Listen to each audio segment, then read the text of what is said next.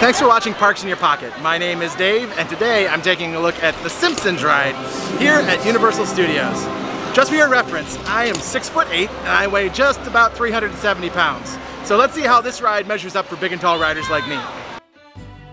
The Simpsons Ride is a large-screen simulator ride where several ride vehicles share the same theater. The ride is themed around a Krusty Land amusement park's opening day. The queue and the pre-show are full of exclusive Simpsons jokes and clips, and if you follow the story, you find out that Sideshow Bob has escaped prison to try and ruin the park and kill the Simpsons at the same time. The animation in the actual ride is a 3D rendering, but it's as faithful to the source material as it can be. From a big and tall perspective, you shouldn't have any issues with this ride.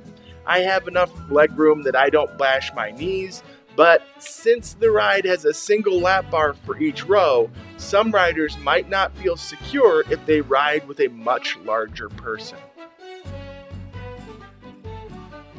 What are my thoughts on the Simpsons Ride here at Universal Studios Orlando? Well, it's a fun ride. The 3D animation is very dated right now, but it's still a very fun ride, and it's got a lot going on. It's kind of a giant screen with a whole bunch of simulator like ride vehicles all in one giant theater. So it's a very big screen, and it's a very good experience. For big and tall people, it's not a huge problem, but there's one bar for the entire row. So if you're a very big person traveling with small kids, you might want them to sit in the front row so that the bar comes down a little farther for them, because if I sit with somebody who's very, very small, that bar might be far enough away from them that they feel really unsafe, but they really don't have anything to worry about. It's basically there to keep you from standing up. It's not there to keep you from falling out of the ride. So it's not an extremely intense ride, but if you have some back pain, it does jar you around, and the taller you are, especially if you have neck pain, it's going to whip your head back and forth if you sit on the sides of it. If you sit in the middle, it's not quite as bad. So if you really want to ride the ride and you have a little bit of neck pain, definitely sit in the middle of the car. Overall, I mean, if there's not a huge wait, it's definitely worth doing, but I don't know, it's one that I can skip and not feel too bad about, but it's still a very good ride if you like The Simpsons. And if you like The Simpsons, they actually have character meet and greets that happen right out here near the Twirl and Hurl ride.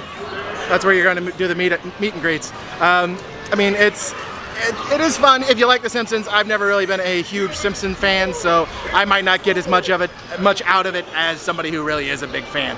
But anyway, those are my thoughts on the Simpsons Ride here at Universal Studios Orlando. If you have any other rides in the Orlando area that you would like me to review from a big and tall perspective, please let me know in the comments below, and give the video a thumbs up if you liked it. And if you haven't already, please subscribe to the channel so that you don't miss any more big and tall reviews or tips videos, or just updates on what's going on in my life. I really like talking with you guys and connecting with the community, so the more we can do that, the better. All right, well, thank you for watching Parks in Your Pocket. My name is Dave. I'll see you again real soon. Thank you so much for watching all the way to the end of the video. I also want to thank all of our Patreon supporters, our Pocketeers. If you're interested in becoming a Pocketeer, please check out the Patreon link up above. Also, don't forget to subscribe to the channel if you haven't already, and you really should follow me on Instagram to see some of the really cool pictures I've been taking around the parks.